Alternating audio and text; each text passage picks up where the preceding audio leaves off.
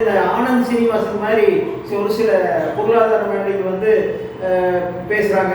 அதாவது நீங்கள் வந்து எங்கேயோ நடக்குது, எங்கேயோ இருக்கக்கூடாது, உங்களுடைய பிஎஃப் பணம் இதில் தான் போட்டிருக்காங்க, உங்களுடைய எஃப்டி பணம் இதில் தான் போட்டிருக்காங்க, இதில் உங்களுடைய இன்சூரன்ஸ் பணம் இதுதான் போட்டிருக்காங்க அப்படிங்கிற மாதிரிலாம் ஒரு முட்டாள்தனமான ஒரு தவறான தகவலை தந்து கொண்டிருக்கிறார். இது ஆனந்த் சீனிவாசன் எப்பொழுதுமே ஒரு முட்டாள்தனமான தவறான தகவலை தருவதையே ஒரு முழு நேர தொழிலாக வைத்திருக்கிறார் என்று நான் நினைக்கிறேன். அனுமதி இல்லை என்றால் இதை என்னவென்று சொல்வது? இதற்கு முன்பு ஒரு ஹிண்டன்பர்க் அறிக்கை கொடுத்தாங்க.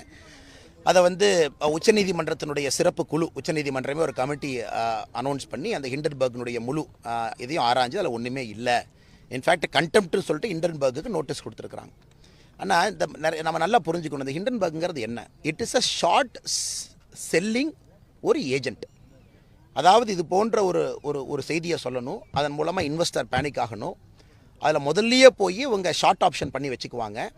ஸோ ஃபஸ்ட்டே விற்பாங்க அப்படிங்கிறது தெரிஞ்சு அவங்க ஷார்ட் பொசிஷன் எடுக்கிறனால ஹிண்டன்பர்க் அவங்களுக்கு ஆயிரக்கணக்கான கோடிகள் ரூபாய் லாபம் கிடைக்குது. இதான் ஹிண்டன்பர்க்கினுடைய இது. அது ஏதோ ஒரு பப்ளிக் சர்வீஸ் கம்பெனியோ இல்லை பத்திரிகை நண்பர்களை போல மக்களுக்கு செய்தி சொல்லக்கூடிய ஒரு நிறுவனமோ, உங்களை போல வெயிலில் வந்து தப்பை கண்டுபிடிச்சு வெளியே தொலைக்காட்சியில் சொல்லக்கூடிய ஒரு அமைப்போ கிடையாது. அது வந்து ஒரு for profit organisation. Short position எடுப்பாங்க. அதாவது ஒரு விஷயத்தை கொண்டு வந்தாங்கன்னா மக்கள் பேனிக் ஆகி அட்வான்ஸாக விற்பாங்க. அதை முதல்ல ஷார்ட் பொசிஷன் எடுத்தாங்கன்னா பணம் வரும். இது நம்பர் 1. இரண்டாவது, இப்போ ஹிண்டன்பர்க் ஒரு விஷயத்த சொல்கிறாங்க, அதை கண்டிப்பாக ஆராய வேண்டியது நம்ம கடமை. அவங்க நல்லவங்களா கெட்டவங்களா நம்ம பார்க்கக்கூடாது. ஹிண்டன்பர்க் சொல்லியிருக்கிறாங்க, அதுபோல் 1000 பேர் சொல்கிறாங்க இந்த செபியினுடைய தலைவராக இருக்கக்கூடியவருக்கு ஆஃப் ஷோர் அக்கௌண்ட்டில் வந்து ஏதோ சம்பந்தம் இருக்குங்கிறாங்க. அது கண்டிப்பாக கண்டறியப்பட வேண்டியது தான். ஆனால் இதற்கு முறை நாம் நல்லா புரிஞ்சுக்கணும், ஹிண்டன்பர்க் அவங்க புலி வருதுன்னு பல முறை புலி வருதுன்னு சொல்லி கழுது புலி கூட வரல. நாமளும் புலி வருதுன்னு 3 மாதமாக திரும்பி பார்த்தோம். ஹிண்டன்பர்க்கில் சொல்லிட்டான் அதானி புலி வருதா, அம்பானி புலி வருதான்னு பார்த்தோம், ஒரு கழுது புலியை கூட காணோம். ஆனால் இந்த முறை மறுபடியும் செபி புலி வந்திருக்குன்னு கிளம்பியிருக்கு. அதையும் இன்வெஸ்டிகேட் பண்ணுவோம். அரசுங்கிறது என்னங்கண்ணா, பார்க்காம இருக்கக்கூடாதுல்ல. ஆனால் காரணம் வந்து அவங்க பொறுத்தவரைக்கும் ரொம்ப கிளியராக இருக்காங்கண்ணா. ஓகே, எகெயின் இதை போனோம் அப்படின்னா ஒரு ஸ்டாக் மார்க்கெட்டுக்கு வந்து நம்ம பீட்டா வேல்யூன்னு ஒரு ஸ்டாக்கை சொல்லுவோம். அதாவது எந்த ஸ்டாக் மார்க்கெட்டினுடைய பீட்டா கோஎஃபிஷியன்ட் ஹையஸ்ட்டாக இருக்கோ அதில் தான் ஸ்பெக்குலேஷன் அதிகமாக இருக்கும். உதாரணத்திற்கு அதானியை பற்றி ஒரு நெகட்டிவ் செய்தியோ பாசிட்டிவ் செய்தியோ வந்துச்சுன்னா எய்தர் -10% போகும் அல்லது +10% போகும். பீட்டா கோஎஃபிஷியன்ட் அதிகம்.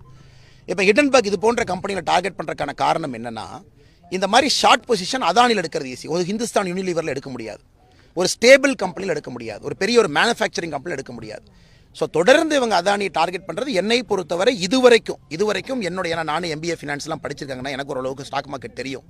என்னை பொறுத்தவரை இதுவரை ஆலோசனை செய்து பார்த்ததில் அவங்க வேர்ல்டு ஃபுல்லாக, இந்தியானா அதானி வேர்ல்டு ஃபுல்லாக டார்கெட் பண்ணுவாங்க. யூரோப்பில் ஒரு கம்பெனி அதை டார்கெட் பண்ணி அதில் ஆயிரக்கணக்கான கோடி ரூபாய் லாபம் சம்பாதிச்சிருவாங்க அந்த ஷார்ட் பொசிஷனில். அதனால் நான் ஏற்கனவே சொன்னது போல் இதுவரை அவர்கள் சொன்னது பொய்யாக இருந்தாலும் ஒரு அரசனுடைய கடமை சொல்லிட்டீங்க, மறுபடியும் செக் பண்ணுவோம். சரி, ஓகே, நீங்கள் என்ன ஆஃப்ஷோர் அக்கௌண்ட்டில் செபி ஆளுக்கு வேலை இருக்குது, சரி செக் பண்ணுவோம், என்ன இருக்குது, இருந்தால் நடவடிக்கை எடுப்போம். ஸோ அதற்காக இதுவரை ஹிண்டன்பர்க் சொன்னதெல்லாம் பொய், இதற்கு நாம் காதை பொத்திக்கிட்டு நம்ம நடவடிக்கை எடுக்க போகிறதில்லைன்னு யாரும் சொல்லிங்கன்னா, moment they make an allegation, responsible government அப்படி தான் நம்ம பண்ணோம். செபி மேலே வச்சாங்க. செபி இதற்கு முன்பு அதானி இதுக்கு அவங்களே இன்வெஸ்டிகேட் பண்ணாங்க. செபி மேலே நம்பிக்கை இல்லைன்னு காங்கிரஸ் சொல்லிச்சு. சுப்ரீம் கோர்ட் ஒரு கமிட்டி போட்டாங்க. சுப்ரீம் கோர்ட் கமிட்டியிலே தப்பில்லைன்னு வந்துச்சு. அதனால் நண்பர்களுக்கு, பத்திரிகை நண்பர்கள் நான் சொல்ல விரும்புவது என்ன, இவர்கள் ஒரு NGOவோ அல்லது தன்னார்வ குழுவோ அல்லது இங்கே இருக்கக்கூடிய அமைப்புகளோ கிடையாது. இவங்க இன்டர்நேஷ்னல் லெவலில் ஃபார் ப்ராஃபிட் கம்பெனி. அதுதான் இதை மக்கள் நல்லா புரிஞ்சுக்கிட்டாங்கனாவே அவங்க பார்வை இதில் மாறிடும். வருகின்ற காலத்தில் இது போன்ற நிறைய தாக்குதல் இந்தியா மேலே தொடுப்பாங்க. A strong India is bad for many global country. ஒரு வலிமையான பாரதம் உலகத்தில் இருக்கக்கூடிய பல நாடுகளுக்கு அச்சுறுத்தல். பாரதம் வலிமையாக இருக்கக்கூடாது என்பதற்காக உலக அளவில் பெரிய சதி நடக்குது. அதில் இதுவும் ஒன்றாக பார்க்கின்றேன். நான் சொன்னாலும் அவங்க சொல்கிற அலிகேஷனை செக் பண்ணணும் அப்படின்னு நான் சொல்கிறேன். ஆனால் இப்போ தமிழக